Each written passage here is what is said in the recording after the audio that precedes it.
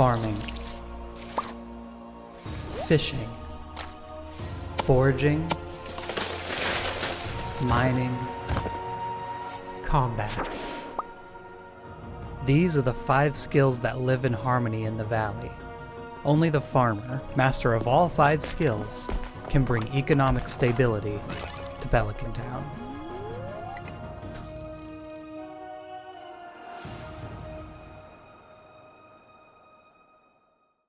In the last episode, we went over crops, and even though crops can be your main source of income, hold on.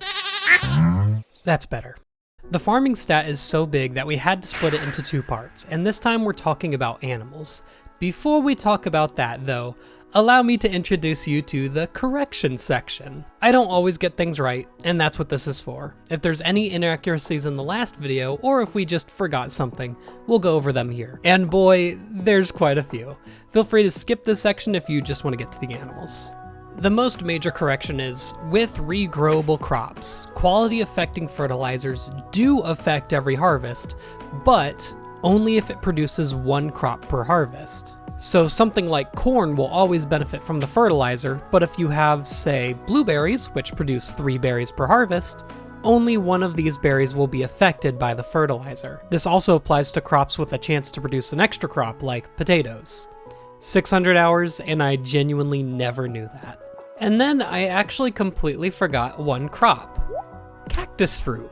Nobody noticed for the longest time. I think only 2 or 3 people commented about it, and I don't blame you for forgetting. So cactus fruit, similar to grapes, can be foraged in the desert, and it can also be bought as seeds from the oasis. It takes 12 days to grow, but what's really interesting about them is they cannot be grown outside on your farm at all.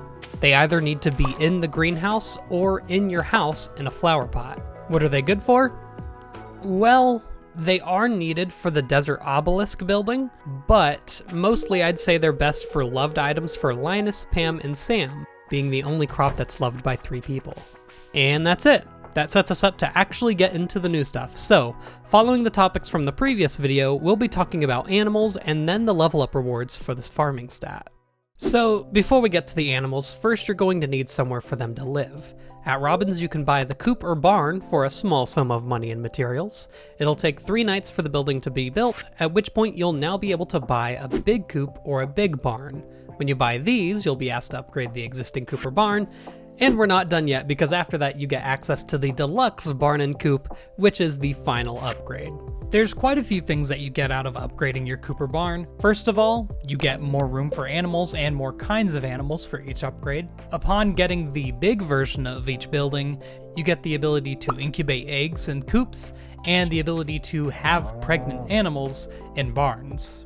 And with the deluxe upgrade of each, you get an auto feeder so you don't have to put out your hay every single day. While it's a lot of money, I'd probably recommend at least 1 of each for your average playthrough, and you'll make your money back if you play your cards right.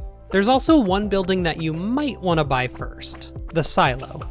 This will allow you to store the grass you cut as hay, which will work as food for all of your animals.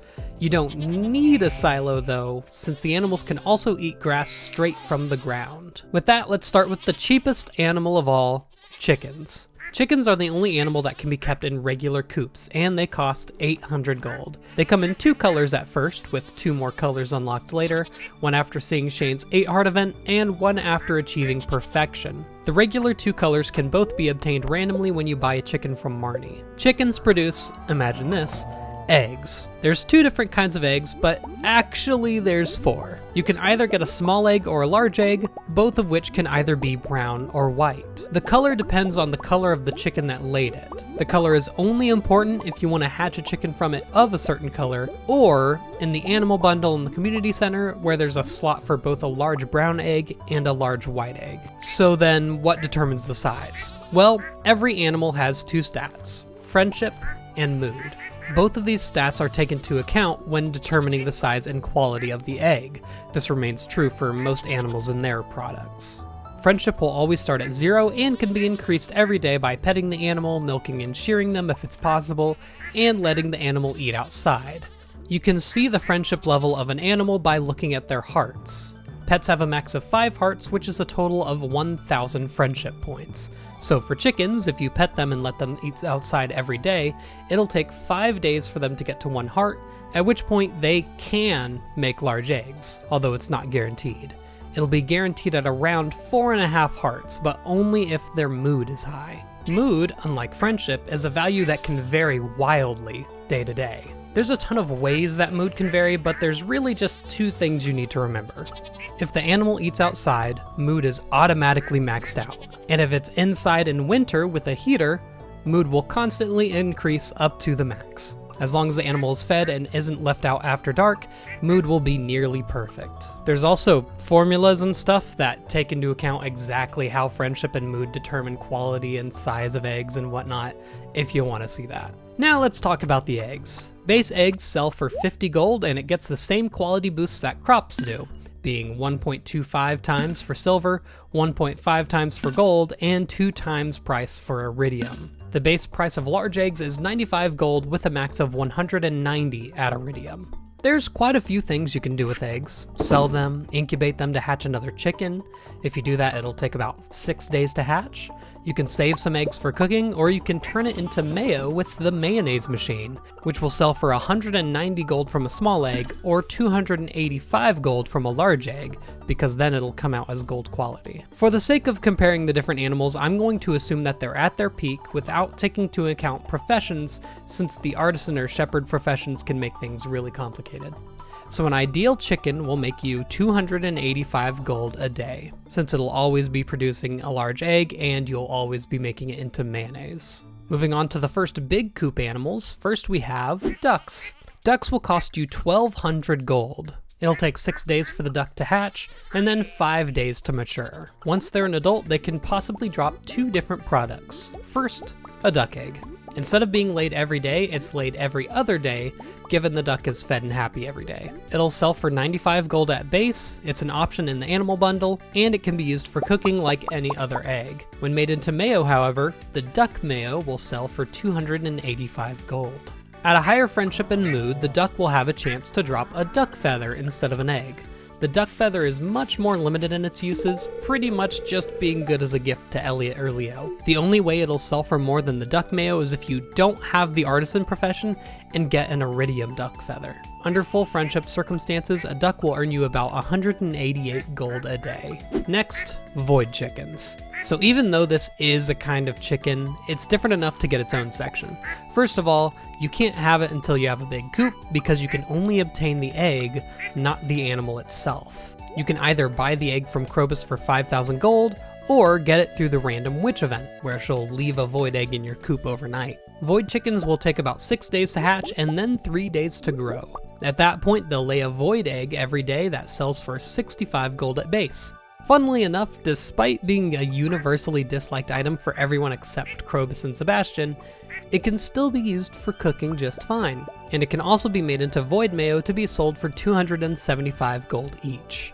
While this is less than gold mayo from a large normal egg, you don't need to get friendship up to produce a void egg. As such, you can just ignore your void chickens and collect the eggs with no penalty. As long as you're feeding them, of course. You also will eventually need a void mayo for the witch quest, so you might as well have at least one void chicken. They'll earn you 275 gold per day. Last but certainly not least for the big coop, dinosaurs. Similar to void chickens, these can only be found in egg form, either from digging up artifact spots in the mountains, in fishing chests, or dropped from pepper rexes in the skull cavern. Also, as a note, the dinosaur egg does need to be donated to the museum. However, I definitely recommend incubating your first egg, as you'll get more dinosaur eggs from that in the future. So when incubated, it'll take a whopping 11 days to hatch, but it'll be matured already right out of the egg. It'll then only lay 1 dinosaur egg per week, sold at a base 350 gold. Unlike other eggs thus far, it cannot be used in cooking, but as it's considered an artifact, it's liked by the dwarf and penny. It can still be made into mayo, sold for 800 gold each. So gold per day comes out to 114 gold, with the trade-off of only needing to be egged once every 7 days. Finally, we move on to the deluxe coop, which adds just one new animal, rabbits. They cost 8,000 gold to buy and produce wool every 4 days. Their deluxe produce is rabbit's feet. This is the rarest of all deluxe drops, at best having a 40% chance to spawn at full friendship. For reference, duck feathers have a 42% chance to spawn at full friendship. Wool can be made into cloth or sold at a base price of 340 gold. Cloth will sell for 470 gold, which is actually less than the sale price of an iridium quality cloth, especially if you have the rancher profession. Lastly, wool is an option in the animal bundle, and cloth is an option in the artisan bundle. Rabbit's foot sells for 565 gold at base, but its main use is as a universally loved item for everyone except Penny. It's also required in the Enchanter's bundle, and if you're holding it whenever you enter the cutscene for dating all of a certain gender in the valley, you'll get away with it. Due to only producing once every 4 days, the rabbit isn't that great for profit, mostly just for gifts. Now we'll move over to the barn animals, starting with cows. Cows will cost you 1,500 gold each, and even though you can get either a white or brown cow, they both produce the same thing: milk. After being bought, they'll take 5 days to mature. Speaking of maturing, this is a good time to mention that barn animals, because they don't incubate as eggs, have a random chance of just giving birth any given night, even if you only have one cow. There's a lot of complexities with how it's calculated, but basically, if nothing else happens on that night, and you have a barn with animals that isn't full, there's a chance, and that chance increases the more animals you have. And you can disable this when you're checking your animals if you don't want that to happen. In terms of producing, they work pretty much identically to chickens. Every day they're fed, they'll produce milk with a base sale price of 125 gold. With high enough friendship, they have a higher and higher chance to produce a big milk, sold at base 190 gold.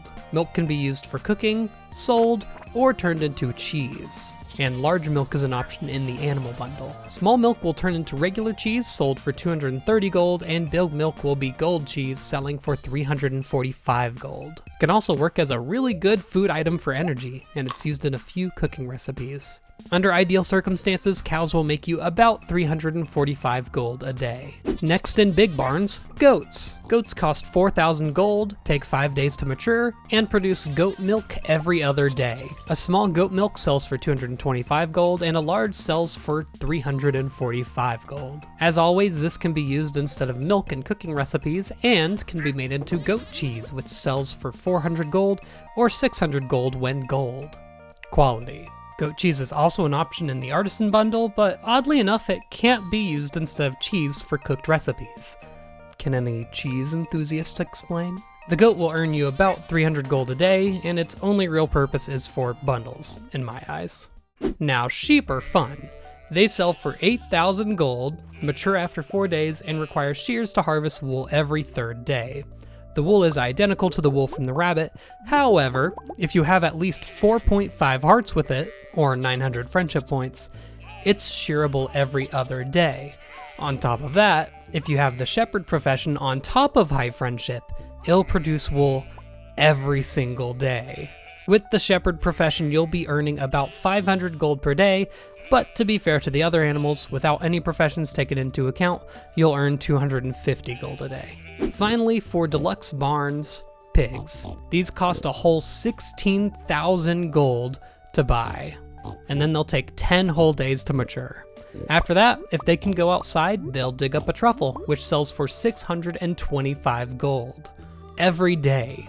Just make sure that they're walking on actual ground and not paths that you put down, because they can't dig up truffles from paths. On top of that, if you have the gatherer or botanist profession, which makes all foraged items iridium and gives chance for a double harvest, it actually also affects truffles, since they're mushrooms, bringing the sell price to 1,250 gold per truffle, and possibly doubling that if you get a double harvest. It doesn't stop there though. With high friendship, the pig will have a chance to dig up even more truffles, at a 66% chance at full friendship, and it can continue to dig up more and more until it fails that roll.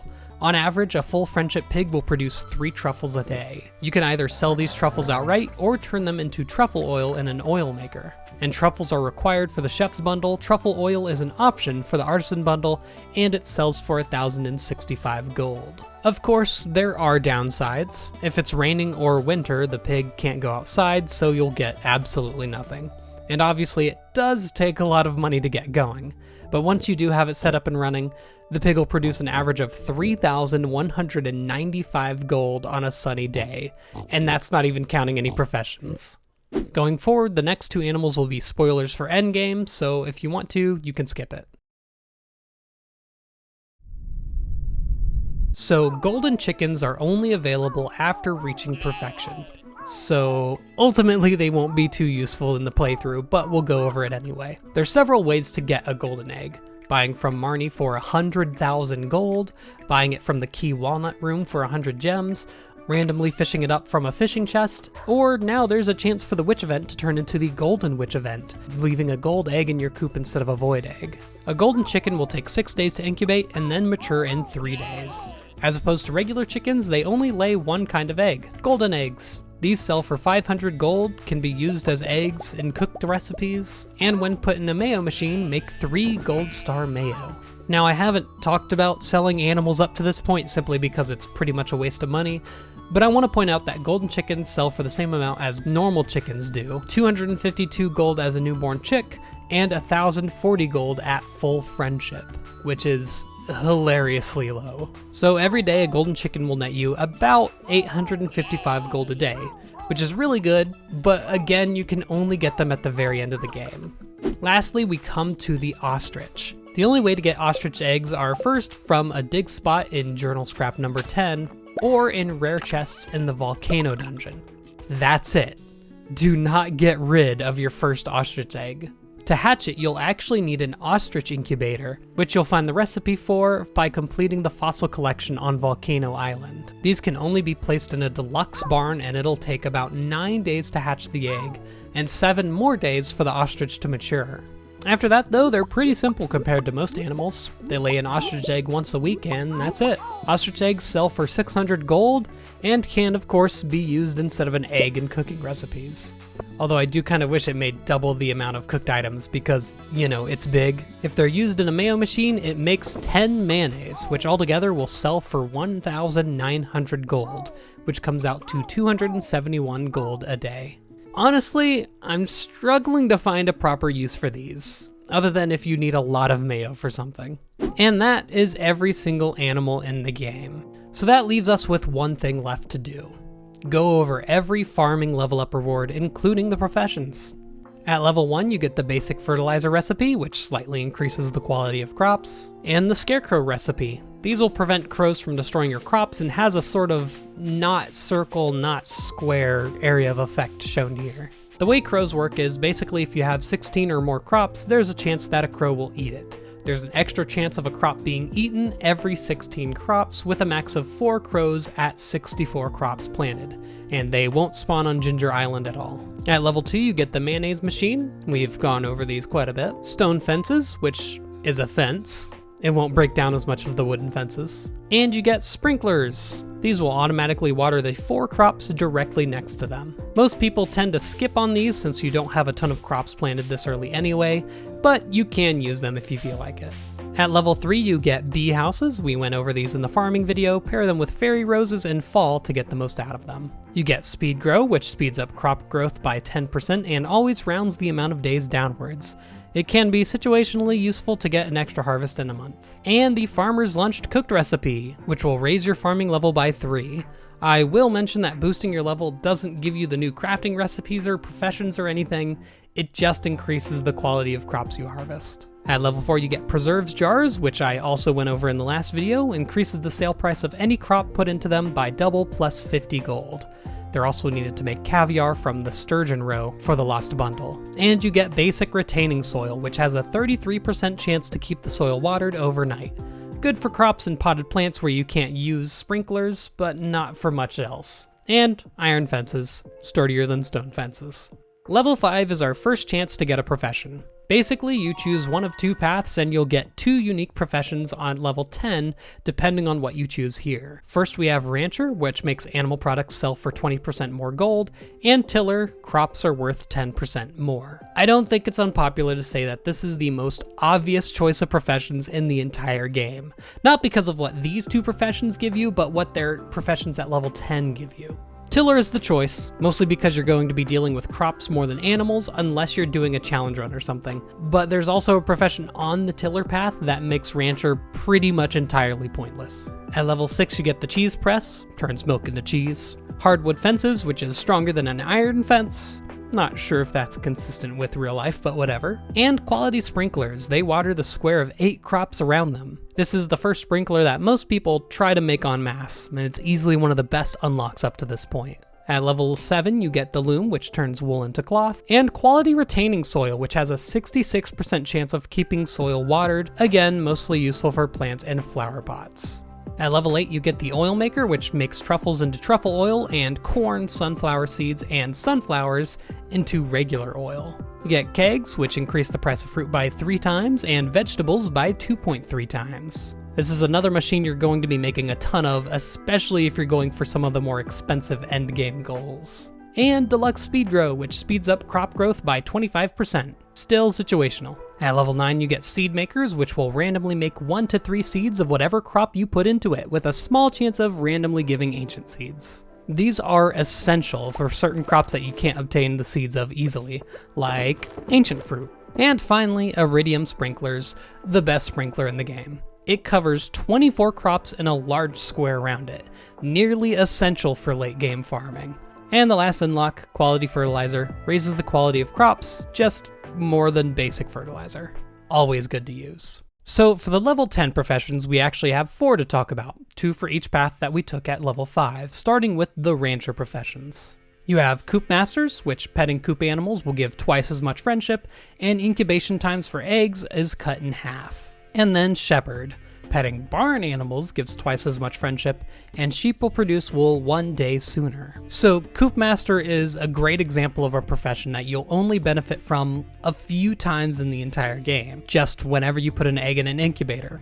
On the other hand, there's something to be said about Shepherd, making sheep the second best animal for producing money, and making pigs friendly faster to make use of the insane amount of money they earn sooner. Personally though, neither of these compare to the tiller professions. First you have Artisan, which makes all artisan goods sell for 40% more. This includes cheeses, oils, anything made in a keg or preserves jars, honey, and a few other things. And then Agriculturalist. All crops grow 10% faster, rounding down of course. So now you probably see where I'm coming from. The best items for making money in the entire game are all artisan items. And most animal products can be made into artisan products, making rancher obsolete. The only situation that I'd really use Agriculturalist is if you want to do a huge harvest of crops, make them grow faster, and then before putting them in kegs and selling them, swap to the artisan profession in the sewer, and immediately make back that 10,000 gold price that you paid to swap skills. Personally though, that's more effort than I'm willing to give. I usually just stick with artisan, as do most people. Now at the end of the animal section here, I do want to talk about 2 machines that kind of aren't covered anywhere else in the game, and that's the Auto Grabber and the Auto Petter. The Auto Grabber becomes first available to you once you hit level 10 farming, at which point it gets sold by Marnie for 25,000 gold. When placed in a coop or a barn, it'll automatically collect the eggs, milk, or shear any animals you have in there. Now, notable is the fact that if it auto milks or shears your animal, you will not get the 5 friendship that you would have gotten if you milked them yourself. Which leads us into the other item, the Auto Petter.